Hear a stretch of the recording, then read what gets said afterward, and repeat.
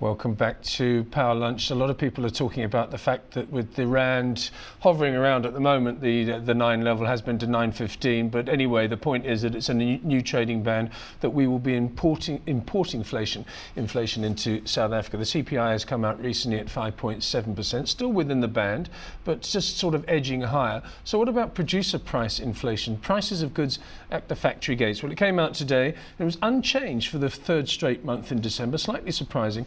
5.2% year on year. In the Power Lunch Johannesburg studio is Merina Willemse, economist at the JSE listed Efficient Group based in Pretoria. Merina, thanks very much for joining us this lunchtime. Benign PPI, what's going on? Well, I think the PPI started coming down a little bit later than CPI.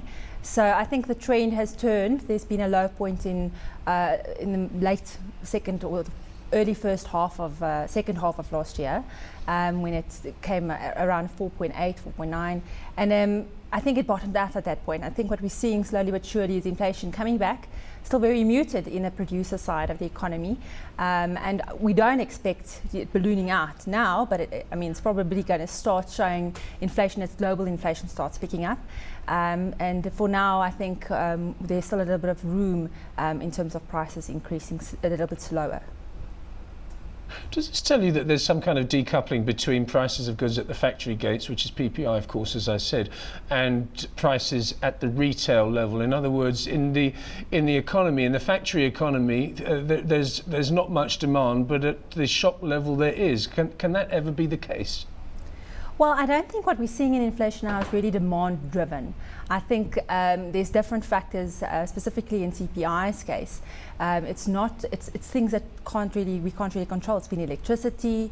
Food prices, a big component of that, has been pulling down the consumer price basket for a while now. So it's not been a case of demand driven. And the fact that inflation in total has been staying this low, specifically at the factory gate, has showed us that there's not a lot of demand at all. And that's the reason. I think if we're going to see inflation this year, if it returns, which is not expected, I think we're seeing very mild levels of inflation, specifically at the factory gates.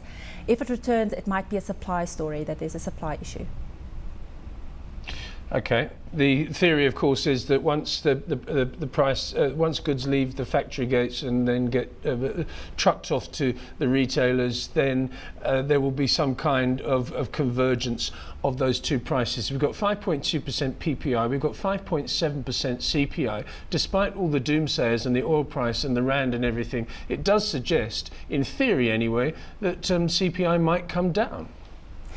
Well, if you look at that correlation between the two series, they've not really been holding hands per se for the last few years. Let's say this, especially last year, but even the year before that. So the correlation between the two has been broken down slightly. I think the transmission mechanism hasn't been there specifically because it wasn't demand driven. It wasn't a normal case of inflation, I think, that we experienced throughout last year. But there is certainly things that will be on the pushing prices upward this year that is demand driven. We see food price inflation might be returning. This is one of the upside factors to today's release of the December PPI number. In terms of economic theory, at least, it should suggest some kind of upward trend to PPI in the future, or at least for this year. For now, I think as long as commodity prices remain low, because demand is quite low, the number might trade towards, say, 5.5, maybe 6, 7% even this year. But I don't really expect them letting it go to about 10, 11, 12% that we saw in the beginning of last year and then 2011. When you see 5.2% as PPI and flat for 3 months, does the optimist or the pessimist come out in you, Merina? Do you say to yourself, well, that's good because PPI is inflation and inflation is the enemy of the economy, certainly an economy with the demographics and economic profile of South Africa? Or do you say to yourself, no, this is really bad because it shows that our economy is really sluggish and we need to grow? I think I want to be, say both of those arguments are valid. Of course, if prices remain low, it gives businesses and manufacturers a little bit of a breather to adjust to the slow economic environment and use prices to their advantage to sort of survive the current slowdown. So in essence, the slowdown in prices would suggest that later on there will be a correction and the economy will recover, and there could be growth later on, which would lead to inflation then. So it's a normal economic cycle. I think the only abnormality of it is that with the current abnormal and excessive monetary stimulus that you're seeing in global economies, we've not seen that followed with inflation yet. And I think I think we're going to see an international story. Once inflation starts coming back from that side, we're going to see commodity prices start lifting and inflation coming back. But then it will be for the wrong reason. It wouldn't be because we've recovered and we've adjusted the way we price and we work, we be productive. It will be because of what's been done. It would be of the incredible monetary stimulus, which is a very abnormal way of dealing with the economy. And again, let me put on my bearish hat now. I've got that oil price at $115 a barrel. That's for spot Brent crude. I've got a rand trading at 9, and let's not forget that the rand was 8.45 to 8.50 over Christmas. Plug all that in. The next 2 to 3 months, inflation is going to start to take off. Even if you just look at the oil price as one factor. Yes, and again, it's not necessarily demand driven, which tells us that consumers are not getting that breather chance. They're not getting a chance to adjust to slower price increases, while they're probably, from at least a private point of view, not getting sufficient or very excessive salary increases. A consumer needs to adjust, and businesses need to adjust to that. And now if we see inflation coming back because of the rand, because of the oil, external factors, maybe electricity even, especially again this year, we're still waiting for that decision to be made, exactly how much it will be.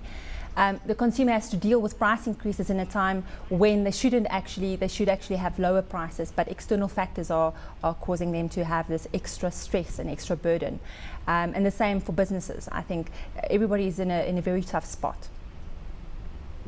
Yeah, talking about electricity, we're going to be crossing in a moment to Midrand to go to the NERSA briefing to find out what's going there on day 2 of that briefing. What about policy response to the sort of number that we've been describing today, and the CPI, and also the rising commodity price of oil, and also the weakening of the rand? What do you think the MPC, as it formulates itself and gathers itself for its next meeting, what do you think they're saying to themselves?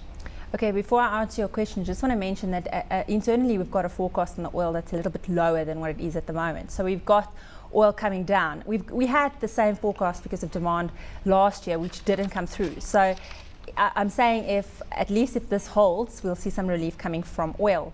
I know though that, I think that the Reserve Bank's at least got the inflation forecasts, the risk remaining to the upside, in the sense that they're thinking inflation is probably going to stay around these levels. I gather from previous monetary policy statements, not the one in January, that we got this feeling that the Reserve Bank was very much more concerned with growth than it is with inflation. And at least just supporting the economy. And then from this last statement in January, they made it clear that there's not really a lot of room left to use monetary policy. And I don't think there's a lot of room left to use fiscal policy either. So we've really used up our weapons.